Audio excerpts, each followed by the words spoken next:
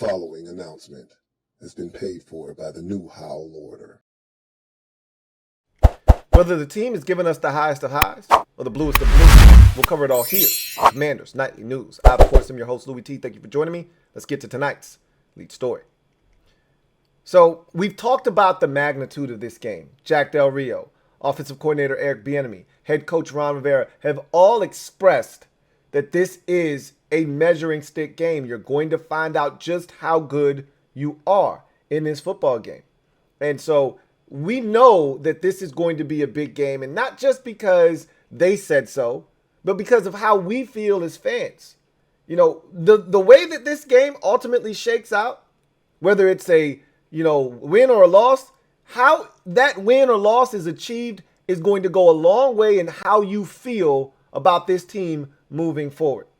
If Buffalo comes in here and routs us 38-9, you're probably going to revert back to how you felt before the season started. Whether that was positive on the team, negative on the fence, you're going to start to question the 2-0 start, right? Same outcome, a loss, different set of circumstances. It's 23-20. You may feel a little bit different, especially if we had opportunities and we just didn't take advantage, or we blew opportunities that were there and we allowed them to escape with a 3-point victory. You're going to feel a lot different about that loss, even though you'll be lamenting it and you'll be upset about it. You'll still feel like, hey, we're a damn good football team. We went toe-to-toe with the Buffalo Bills, probably should have beaten them, and you feel like, hey, we let one get away. I don't often do this because, I'm not a big television guy. I don't watch a lot of it. But it's not about the person saying it or even the statement itself that he made. It's more about what that represents. And I do think it is a somewhat true statement. I don't know if the entire statement is legit or not, but Kyle Brandt, star host of Good Morning Football on the NFL Network, made a statement this week about this Bills-Commanders matchup. And I'm trying to tell a lot of you that this is must-see TV for most people in the 1 o'clock hour. If you don't have a dog in the fight, this is the game you're watching, okay? Eagles fans don't play until Monday. I guarantee you they're watching Commanders and Bills at 1 o'clock. And, of course, they'll be watching Cowboys and Cardinals at 4. But they've got a choice of a bunch of games they could be watching. They're going to be tuned in to Commanders Bills. And if you don't have a dog in the fight, if you're a Buccaneers fan, you're probably watching Commanders Bills at 1 o'clock. Right? If you're a 49ers fan, probably watching Commanders Bills at 1 o'clock. Maybe you are, maybe you're not. Right? At the end of the day, Kyle Brandt said this about Bills Commanders in week 3 on Sunday and the outcome of this game. He said, and I quote, if the Commanders beat the Buffalo Bills, they will be the biggest and freshest story in the NFL, closed quote. Now let that sink in and let that resonate for a second. I don't know if that entire statement is true, okay? I don't know if I completely agree with that statement. But here's what I do believe is factual. I don't know if we'll be the biggest story. There'll be other stories that people will be able to latch on to that are bigger than the Commanders starting 3-0 with a win over Buffalo in week 3, who's now 1-2 on the season, by the way. But I do think we'll be one of the freshest stories in the NFL. You beat Buffalo, and you can no longer sweep the 2-0 start under the rug. Oh, it's just Arizona. It was just Denver, right? You can no longer dismiss Eric Bieniemy. You can no longer dismiss Sam Howell and that pairing and what they're doing. You can no longer dismiss the defense, because you know what they like to do? Oh, we know Washington's got a tremendous defensive line. They don't acknowledge the rest of the defense. And look, I'm not blaming them because I still have question marks about the rest of the defense outside of the defensive line. But in order to beat a team like Buffalo, it can't just be the defensive front. It's got to be the entire 11 guys on the field at any given time defensively. And whether the catalyst that's leading the charge is the defensive line or not, doesn't matter. The other guys have to carry their weight, or else Josh Allen and that offense will expose them. Can't just be the guys up front. So you can't then dismiss the rest of the defense. You got to start paying attention to them as well. It's not about Kyle Brandt saying this and having this statement. It's about what it represents. When's the last time the Washington Commanders or the Washington Redskins or the Washington football team were viewed as the biggest or the freshest or the combination of the two? I can tell you when. You know when. You got to go back over a decade ago to 2012, right? And that was short-lived. We went to New Orleans. We put up 40. Robert Griffin III was amazing. He was fun to watch. But we weren't winning games, if you recall that. You know, a lot of people warp what 2012 was. We started that season 3-6, okay? We weren't good at the beginning of that season. We started off 1-0, and then things started to fall apart. We were in ball games, but we wouldn't win them. And then we looked up and we found ourselves at 3-6. And we were evaluating players for next season. And then we got hot. And then we started playing good football. And Robert started to explode. And that's when we became a hot topic of discussion. But that's a little different because it took you a while to heat up. It took you a while to wake up. And now you're digging yourself up out of a hole. We actually have a shot to get off to a 3-0 start for the first time since 2005, which coincidentally enough is the last time we won a playoff game. You don't think this game matters? We have a chance to be the talk of the town. We have a chance to have our name percolating in NFL circles and not just in our little bubble. You want respect? This is the type of game that you take it in right here. This is the type of game that you earn respect from others. A lot of the prognosticators are saying, hey, the Commanders aren't on the Bills level, and they may be right. We may find that out on Sunday afternoon, that we're not quite there yet. But the mantra that I'm rolling with, the mantra that some of you have been rolling with, why not us? Why can't we compete with the Buffalo Bills? Huh? Why not us? We got the quarterback. We got the offensive play caller. We got the defense. We got the skill guys. Why not us? So ask yourself that question. Why not us?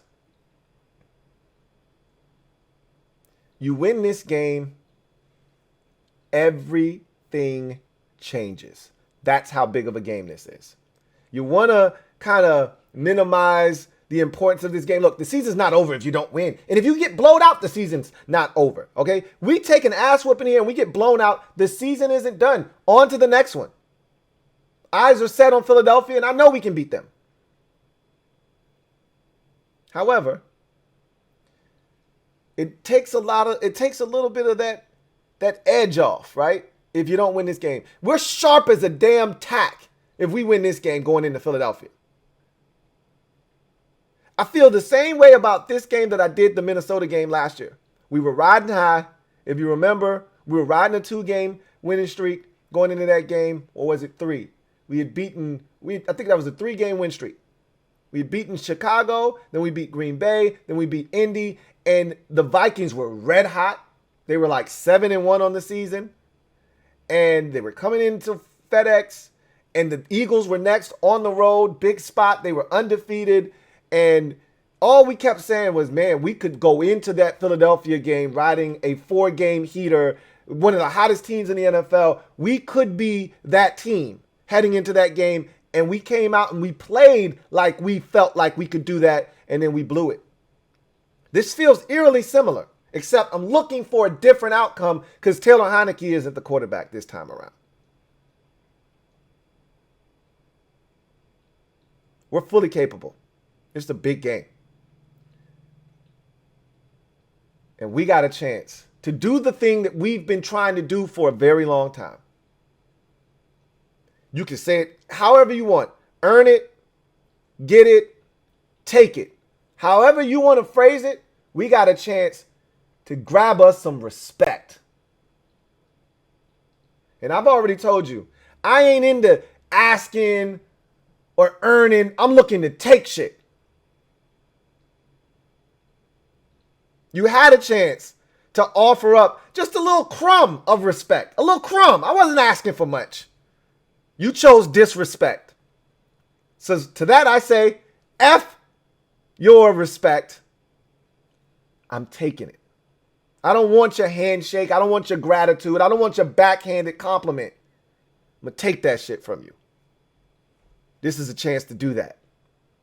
And either you're going to do it or you're not going to do it. We either going to do it or we're going to talk about why we didn't do it. I'm sick or tired of talking about why something didn't happen. Let's go make this shit happen.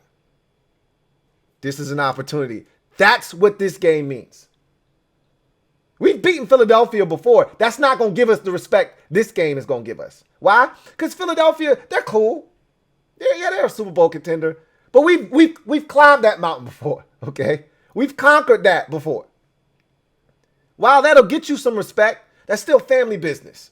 They're going to go, oh, okay, they did that last year with Taylor Heineke, whatever. This is the one right here. This is the one. You want them to actually look you square in the eyes and not cut their eyes at you like, oh, okay, that was cute. Buffalo at the crib, that's a little different than Arizona and Denver. You want them to stop rolling their eyes at us? Stop disrespecting us with stupid shit like Sam Howell's the 29th best quarterback in the NFL right now after 2 weeks of football. Are you kidding me? While it doesn't matter, it does. We can change a lot of narratives on Sunday. I don't know if we'll be the biggest and freshest story in the NFL, but I do know we'll be a pretty damn big deal if we beat the Buffalo Bills on Sunday. I do know that. I do know that. In other news, we heard from head coach Ron Rivera today, very brief. We're going to take a look at the injury reports for both teams, and I'm actually a little surprised by the injury report for both teams. Both teams are pretty clean, but the Bills are absolutely clean, and I wasn't expecting that. So I was willing to trade a tight end for a tight end. They said, nah, bro, you're on your own there. So we'll get into that in a second. And also, we're going to take a look at the game plan and what it's going to take for Washington to come out on top and be 3-0 for the first time since 2005, which, again, as I said earlier, coincidentally enough, is the last time this team has won a playoff game. I told you this is the year of breaking streaks. The Bills have beaten us 8 out of the last 9 times they've seen us. It's time to start changing some things, all right? Time to start changing some things.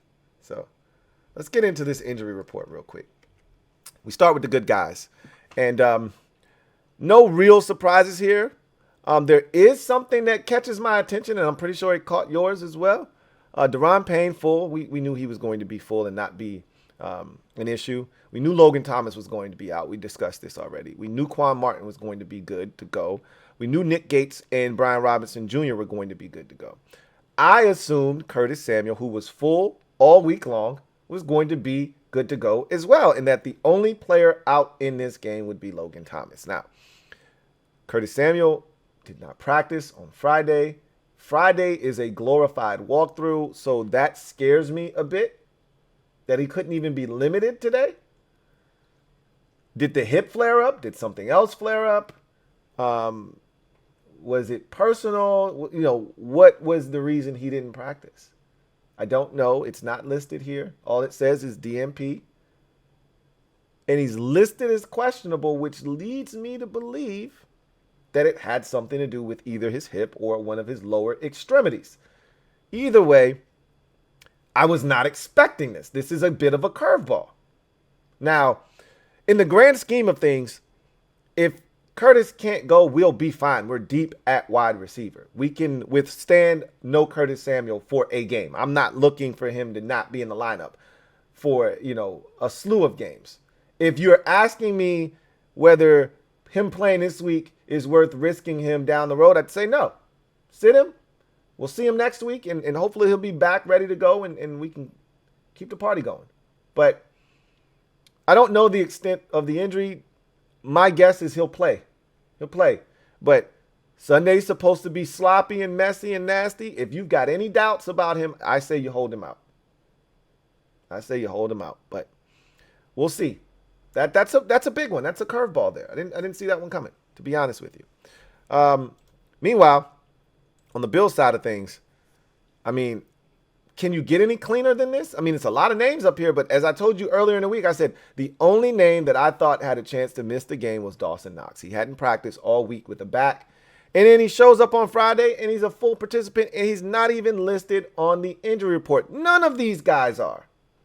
All of them are set to play, which I expected with the exception of Dawson Knox. I thought we were going to trade a tight end for a tight end. They knew we weren't going to have Logan Thomas. They weren't going to have Dawson Knox. And I was cool with that trade-off. Clearly, the Bills weren't on board with that proposition. So, looks like that 2 tight end set that they've been running exclusively this year is in full effect. Looks like the worst enemy of our football team to date, which is the athletically gifted tight end, is in full effect. They got not 1, but 2 of them. And so I'm a little bit nervous about that. Not going to lie to you. Everybody's playing. I don't need to go through the list of injuries because everybody practiced except for Tre'Davious White, and they called that veteran rest. So everybody's playing. You can't get any cleaner than that. Can't get any cleaner than that if you're Buffalo. So there you have it. Ron spoke today, and to be honest with you, nothing that Ron said today really impacted the game. Ron talked about guys that aren't even going to help us. He talked specifically about the tight end position, really. Talked about the young tight end Curtis Hodges. And, he reiterated what he said when he made the team that, hey, this is essentially his rookie season. He's super talented. We believe in him. He just needs time to grow. And, last year he got injured, so he wasn't able to use that season as a learning opportunity. And so this year is his de facto rookie season, blah, blah, blah, blah, blah. Okay, we'll see. What was refreshing was he talked about Armani Rogers. We hadn't heard his name since he ruptured his Achilles in the offseason in OTAs. And he said that, the surgery went well. He actually has removed the boot. He's in the facility. He's working. He called him a gym rat. Said that it's even sitting in on some of the meetings. And, I couldn't help but think to myself, on some of these tight end screens, like that play Cole Turner had, the tight end screen, could you imagine Amani Rogers catching that thing? That would have been a house call. He's making a trip to the residence there, right? If that guy doesn't get Cole Turner's ankle, you got 2 blockers out in front. He's walking in the end zone. Amani Rogers with his 4.5 speed, that's a touchdown. That guy isn't getting to his ankles from behind. I can't wait to get him back. Obviously, that's not going to be until next year. And usually the first year back from an Achilles, you're not all the way back. You're not yourself yet. So we'll see what happens with him. But he's one of those guys that you get excited about, right? So that's pretty much what Ron talked about. Didn't really get into anything specific about the game. So it's a big game. We know what it is. Let's go ahead and lock in and get to the game plan. So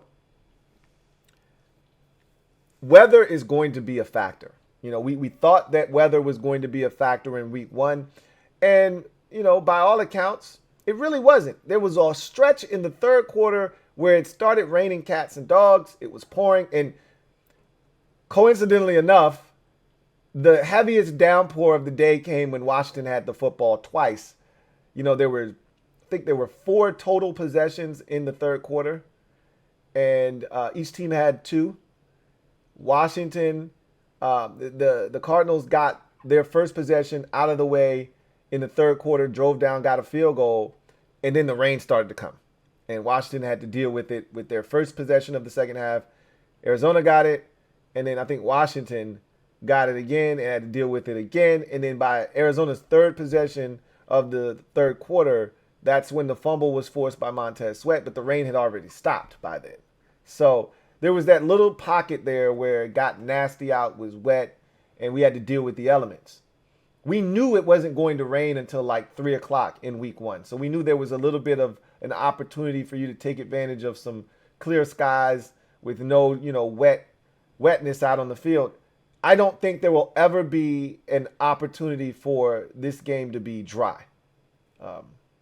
There's a tropical storm coming through, and it's expected to do damage and keep Sunday's contest wet throughout. Now, the wind is supposed to die down before kickoff. So the wind, because that's the most dangerous factor. If there's, gusts and howling winds, it could change everything, right? You don't have the wind and it's just wet, you can manage depending on how wet we're talking, right? If it's a torrential downpour, it changes everything. If it's misting, if it's just a slight drizzle, you can work that out, right? So we'll see. We have no idea how much the weather is going to impact the game, but we know it is going to impact this game. With that said, let's start with the offense and what it's going to take for Washington to improve to 3-0 for the first time since 2005. The first thing is what I just talked about, dealing with the elements. You have to deal with the elements if you're Washington. And I think to a larger point, when talking about dealing with the elements, you have to take care and protect the Duke.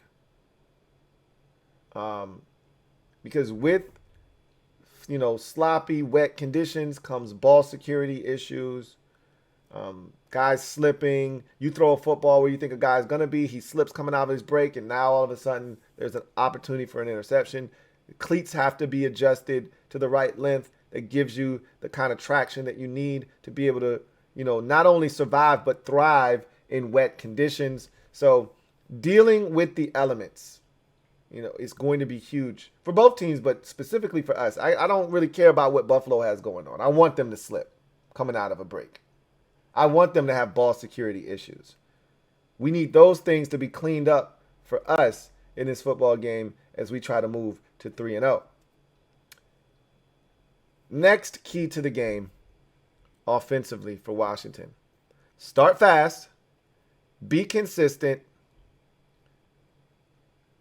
and efficient and patient. So, starting fast goes without saying. It's something that has plagued us throughout the Ron Rivera tenure. It's something that has plagued us in this season already. The Arizona game wasn't as bad. We scored first in that game. I think it was 7-0. Or 7-3, whatever the case. We took an early lead and had opportunities to really extend that lead and blew it. But last week, obviously, getting off to a 21-3 deficit was not in anybody's plans. And it's not ideal for success in this league.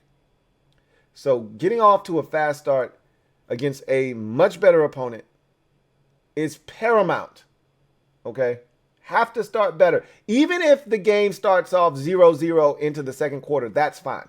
You'd like to start faster on offense, but as long as they're not jumping on top of you, you're in the game, you're where you need to be, you're fine. You can't look up and it's 17-0 early stages of the second quarter, right? You got to be consistent in this game. We can't have lulls and periods where nothing, like the Arizona game is a great example of, there were lulls in that game where we were just sleepwalking offensively. Sleepwalking offensively.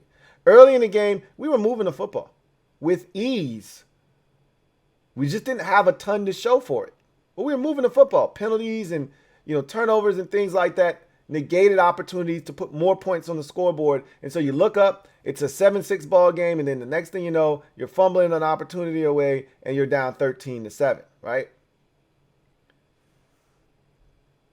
Last week, I thought we were consistent offensively. Even when we weren't scoring, we were moving the football. The first possession of the game, we didn't come away with any points because of a bad snap on the field goal attempt. But we moved the football. That was an impressive drive. The next drive, we moved the ball right back down the field and had to settle for a field goal again. And even when Denver was taking control of the game, we had our moments. There were maybe 2 possessions in there where we did nothing and we had to punt. But it never felt like, I remember tweeting out, we can move the ball if they can just protect Sam. Like, these guys, they're not stopping us on offense. It was a consistent, and then once we got it rolling and we were able to seize control of momentum in the game, you could see that they couldn't stop us on offense. That's how you go from 3 points to 35, right? We got to be consistent defensively and offensively, but specifically offensively. We got to be efficient. If the weather's going to be impactful, you can't find yourself in 1st and 20. You can't find yourself in 2nd and 17. You can't find yourself in 2nd and 12 and expect to be successful against a smart, veteran, tough, and athletic Buffalo Bills defense. You have to be efficient. You have to stay ahead of the chains. You have to be in 3rd and manageable. You have to be in situations that are advantageous for us to succeed. Too many times in the first 2 weeks, we've had early down penalties, 1st and 10, holding penalty, 1st and 20. 2nd and 7, holding penalty, 2nd and 17. Illegal man downfield on 2nd and 8, 2nd and 13. You can't do that this week. You've got to be efficient on offense. And then lastly, EB talked about this on Wednesday during his presser. You have to be patient. The Bills are smart. They don't give up a lot of big plays. You have to take what they're giving you. Sam has to be smart in this game. I know you want the chunk plays. I know you want to be able to bite off 20 at a time. But Antonio Gibson in the flats isn't the worst thing in the world. If he's open, get it to him. He may be able to break a tackle, right? There's nothing wrong with taking 4 yards on 1st down on a check down. There's nothing wrong with taking 5 yards on 2nd and 9 on a flare route out of the backfield. There's nothing wrong with you throwing it to the tight end, and Sam has no issues doing this, on a stop route, on a sit route, right over the ball. There's nothing wrong with taking that 5-yard gain like he tried to do with John Bates last week, and Bates dropped it. On a 2nd and 10, tried to get 5, and Bates just said, nah, I'm good. Nothing wrong with that. Be patient. Take what they're giving you. Opportunities, I assure you, if you take the opportunities that they're giving you, opportunities down the field will come. They will come. Next key to the game. Make the most of scoring opportunities. Look, I don't know how many we're going to get in this game. And because of the weather and the impact of it, scoring opportunities could be scarce for both teams. Maybe it's just scarce for us. Who knows? But in saying that, you get an opportunity to get into the red zone. We were outstanding last week. We were 3 of 3. Okay?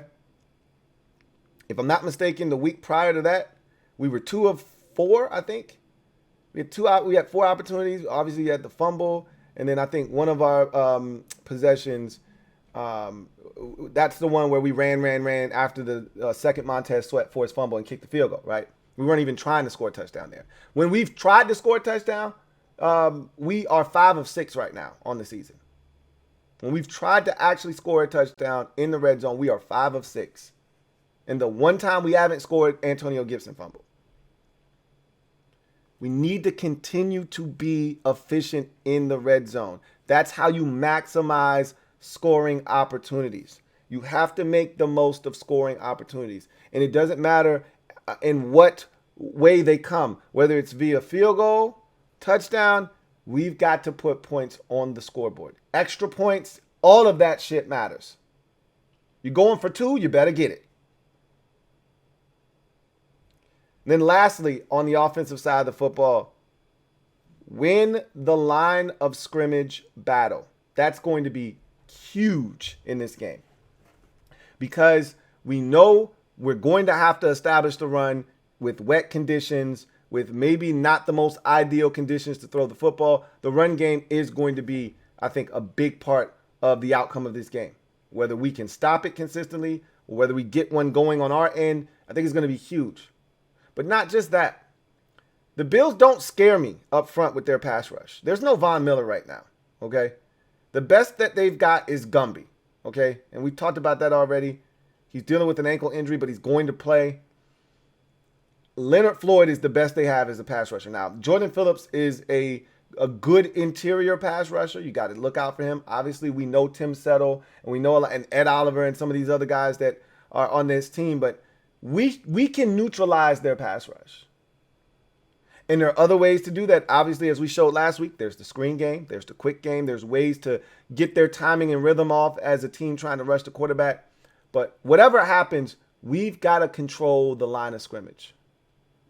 Whether we're running it or we're throwing it, Sam needs time to throw. We got to open up holes for the backs. We have to control the line of scrimmage. As we switch sides and go to the defensive side of the football, the first key to the game on the defensive side is pressure and harass Josh Allen with discipline. All right?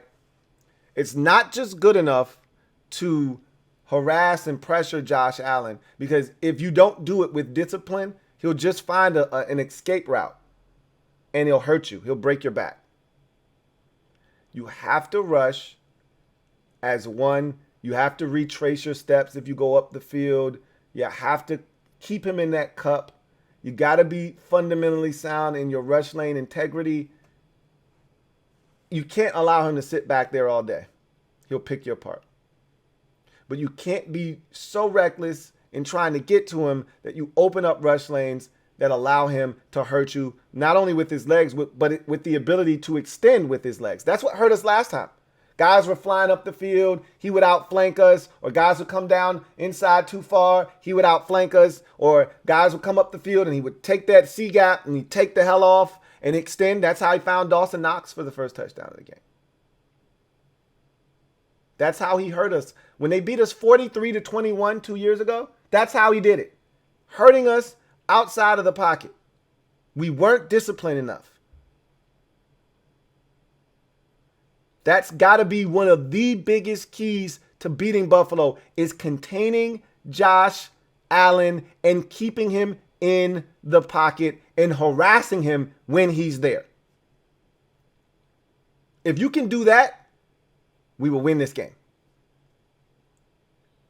If you don't, it will be a long afternoon.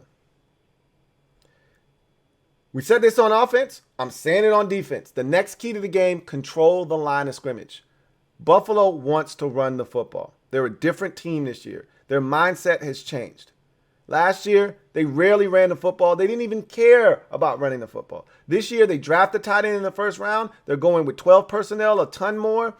And their second year back, James Cook, had 17 carries for 123 yards in week number 2. They were able to run the football and establish dominance up front. They had 2 rushing touchdowns with 2 other backs, not named James Cook. They did whatever the hell they wanted to do up front.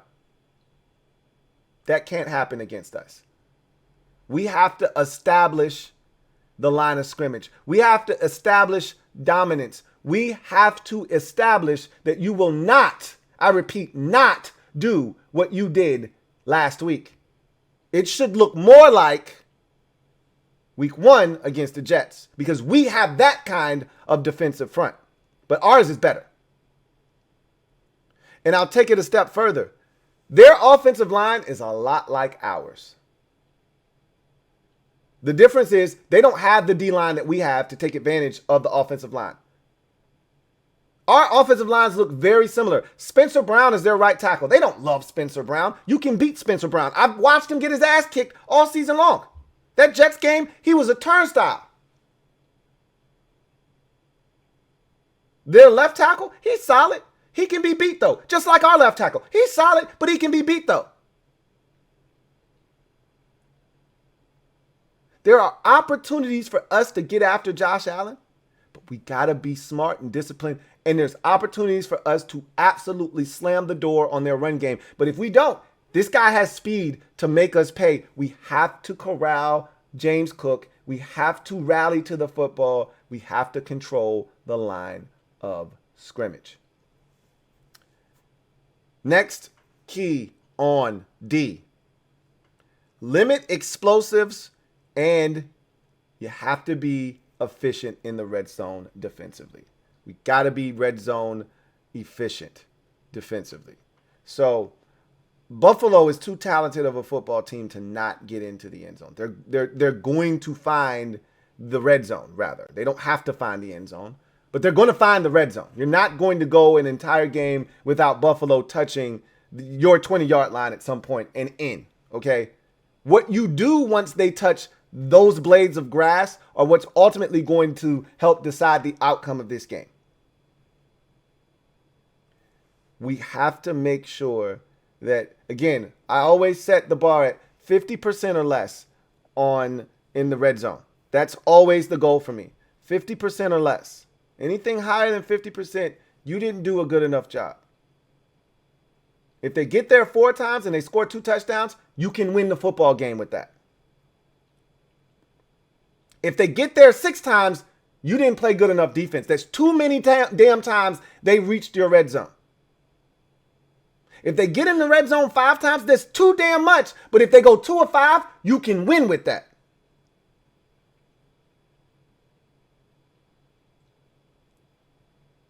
They get to the red zone 6 times and they go 3 of 6, you're probably going to lose the football game. There's too many damn trips to your red zone. You're not getting off the field. That's one of the things we talked about, is their ability to sustain offense. Their average drive length is 3.5 minutes.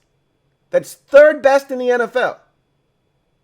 And as I mentioned to you already, part of the reason that drive is extended is they're not afraid to go for it on 4th down. They went for it on 4th down 4 times and converted 3 of them last week. You get into a 4th and 2 situation around midfield, they're probably going to go for it. So you can't, this isn't one of those games where it's 4th and 9 and you play oft and soft, or it's 4th and 13 or 3rd and 13. And you play oft and soft, and you give up an 11-yard completion, but then you raise your hand and you put the fist up like, hey, it's 4th down. They don't give a shit about that.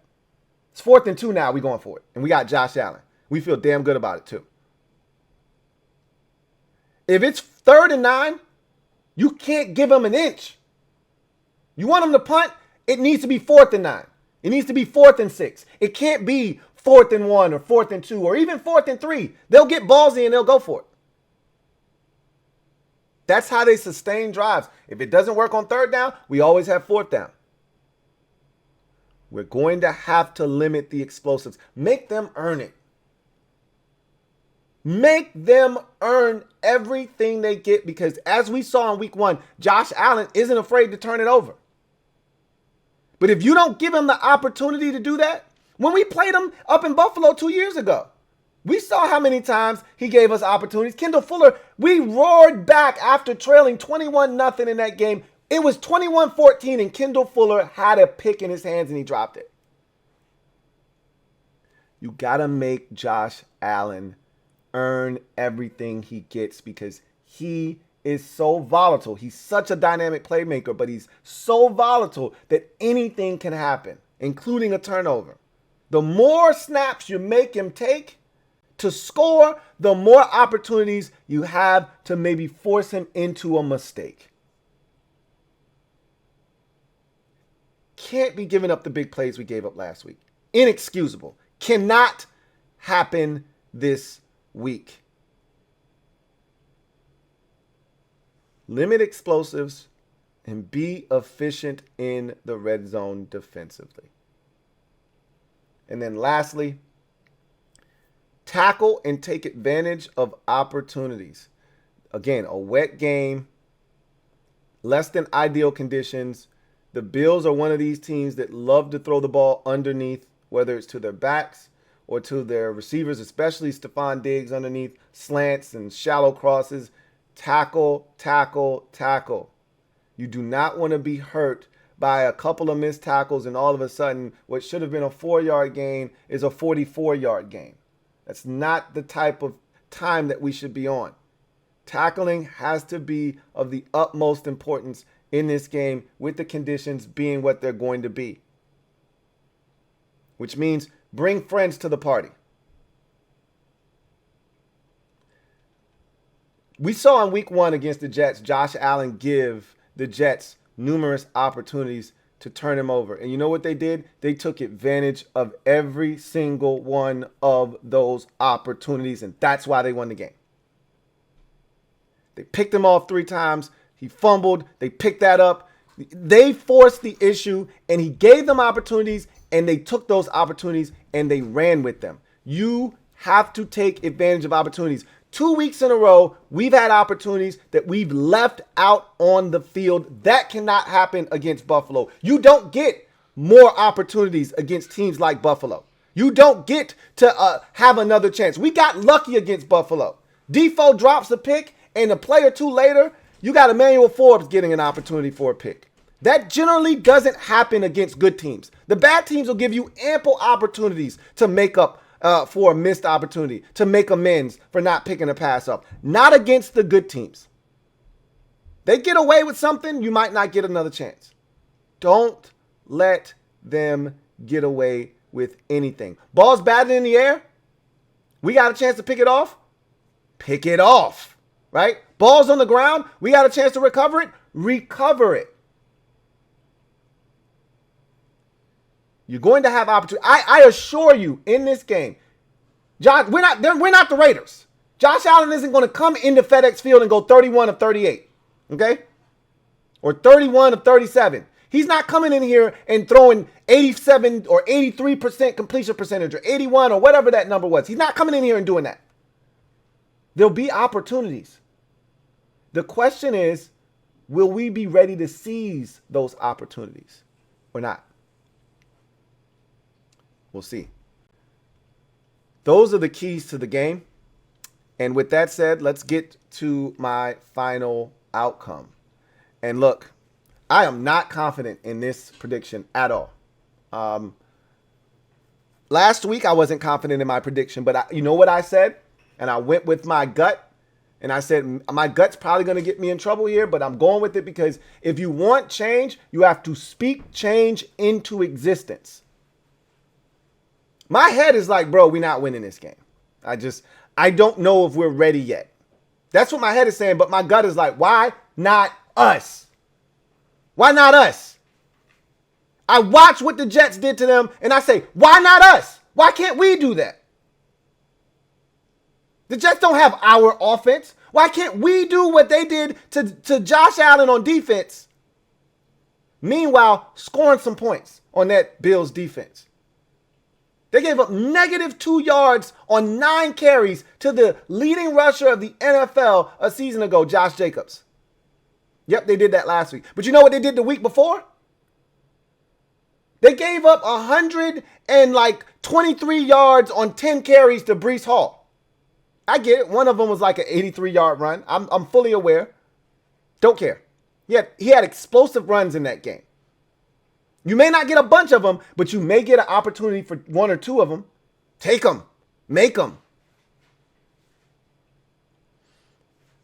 This is what the game's going to boil down to.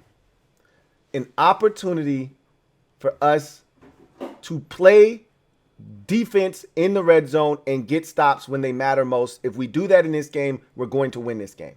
I have confidence in our ability to score in the red zone. We're going to get opportunities, and we're going to take advantage of those opportunities. If the defense can stop the Bills from doing the exact same thing, we're going to win this game 24-20. It's not going to be easy, and we're going to have to sweat it out at the end. You wouldn't have it any other way. We prevail 24-20. All right? That's what I've got. Do I believe it? I'd be lying to you if I said I 100% believe that. But I believe it enough to predict it. And that's all that matters. Now, we'll see what the team is all about and if we're ready. If the Bills score 35 points in this game, if the Bills score 31, we're probably not going to win. I don't know if we're going to be able to score that many points against this defense. I won't count our offense out, but I think the unit that's going to have to lead the charge in this game is our defense. If we're going to beat Buffalo, it's going to have to be because the defense slowed them down more so than we won in a shootout. I like the fact that we're capable, but I don't want to take that route. I'd much rather slow those boys down and do enough offensively and come out victorious. That's how you win these types of games. Rarely are you going to beat a team who is well-versed in the universe of shootout in a game of shootout. What says you? Leave it down in the comment section. What do you think is going to happen in this game? Score and more. Leave it down in the comment section. You know what it is. That's going to do it for me, your man Louie T, here on Commanders Nightly News. I thank you guys for joining me. Y'all know what it is. Post up. Take command. We got a chance to go 3-0 for the first time since 2005. What a time to be alive. Now we got to go and make it happen. You know what this is. You know what time it is. Let's roll these boys. Here comes the diesel. Here comes the diesel. There's the snap, hand to Riggins. Good hole. He's got the first down to the 40. He's gone.